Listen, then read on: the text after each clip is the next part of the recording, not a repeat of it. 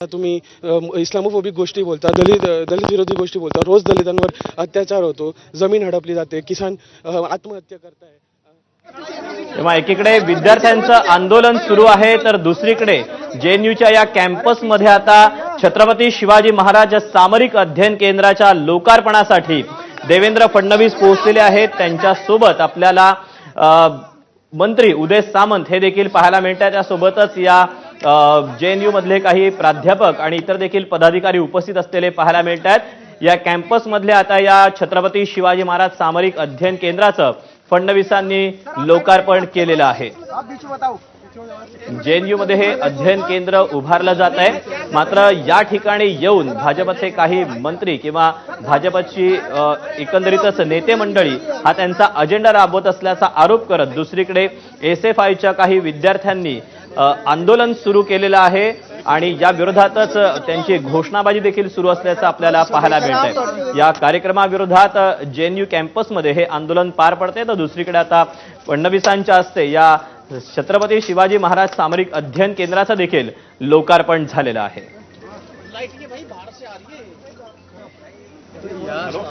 पीछे हो जाओ यार, पीछे होकर कर लो यार।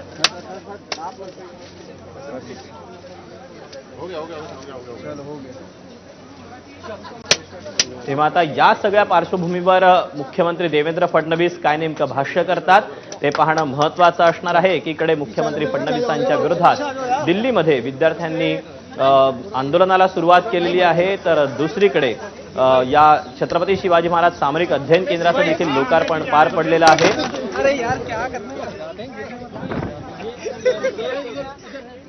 तेव्हा आता दिल्लीतल्या या कार्यक्रमानंतर मुख्यमंत्री माध्यमांना काही प्रतिक्रिया देतात का, काही भाषण करतात का, काही बोलतात का हे पाहणं महत्त्वाचं असणार आहे। एकीकडे विद्यार्थ्यांचं आंदोलन तर दुसरीकडे आता या केंद्राचं लोकार्पण।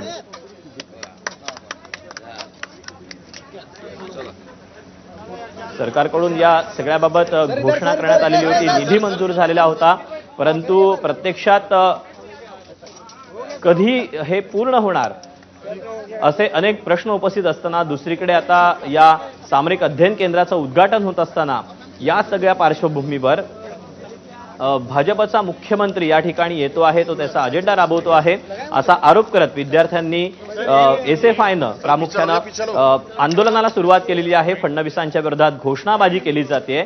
जेएनयू कॅम्पस परिसरामध्ये हे आंदोलन केलं जाते। खरं तर जेएनयू म्हटल्यानंतरच एक प्रतिमा डोळ्यासमोर उभी राहते, ती अर्थातच आंदोलन करणारे विद्यार्थी। तर एकीकडे छत्रपती शिवरायांचं सामरिक अध्ययन केंद्राचं लोकार्पण फडणवीसांनी केलं तर दुसरीकडे विद्यार्थ्यांचं देखील आंदोलन पार पडतं आहे आणि अजेंडाचा मुद्दा घेऊन हे सगळे विद्यार्थी हे आंदोलन करतायत।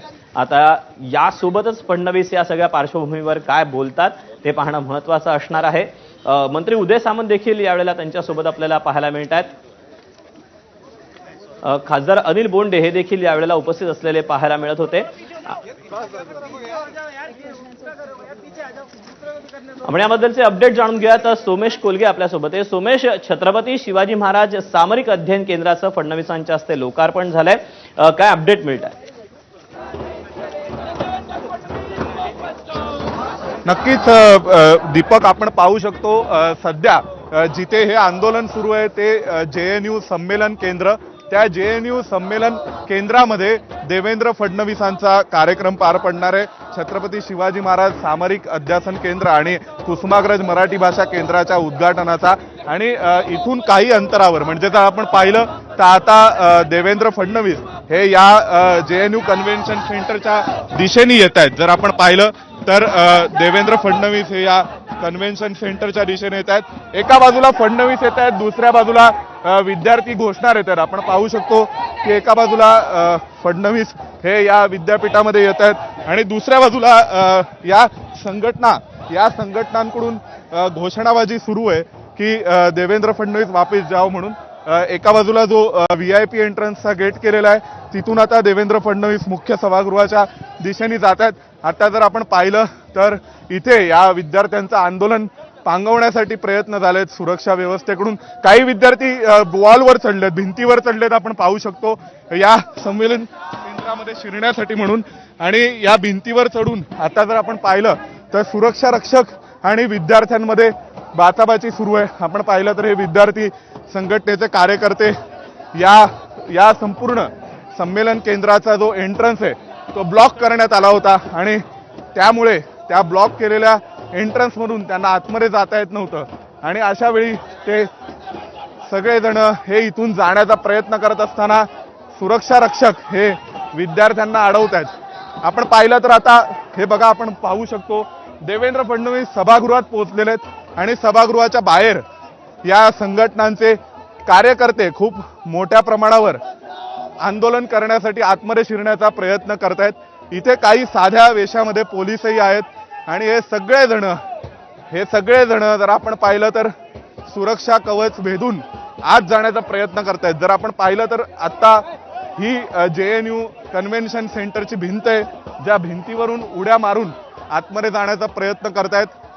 दलित मायनॉरिटीजच्या नावाने आपण पाहिलं बघा, सुरक्षा रक्षक धावत जात आहेत आणि त्यांनी या कन्व्हेन्शन सेंटरचा जो मुख्य प्रवेशद्वार आहे ते बंद केलेले आणि हे सगळे विद्यार्थी हे आता भिंतीवरून चढून आतमध्ये जाण्याचा प्रयत्न करतायत या कार्यक्रमाला विरोध म्हणून. आणि दुसऱ्या बाजूला एका दुसऱ्या प्रवेशद्वाराने मुख्यमंत्री देवेंद्र फडणवीस, मराठी भाषा मंत्री उदय सामंत हे सभागृहामध्ये पोहोचलेले आहेत. या सगळ्या विद्यार्थ्यांना आतमध्ये जायचे. आपण पाहिलं तर यांच्याकडे सगळ्यांकडे देवेंद्र फडणवीस गो बॅक अशा स्वरूपाचे पोस्टर्स आहेत आणि या ठिकाणी काम करणाऱ्या असंख्य डाव्या विचारांच्या विद्यार्थी संघटना आणि त्यामध्ये काही student federation of India, ASI, all India student association अशा या संघटनांकडून हा निषेध प्रदर्शनाचा कार्यक्रम केला जातोय. सध्या JNU स्टुडंट युनियनमध्ये सुद्धा याच संघटनांनी निवडणुका जिंकून आपलं वर्चस्व प्रस्थापित केलं, त्यामुळे त्यांनी JNU स्टुडंट युनियनचे बॅनर सुद्धा वापरलेत. आपण पाहू शकतो खूप मोठ्या प्रमाणावर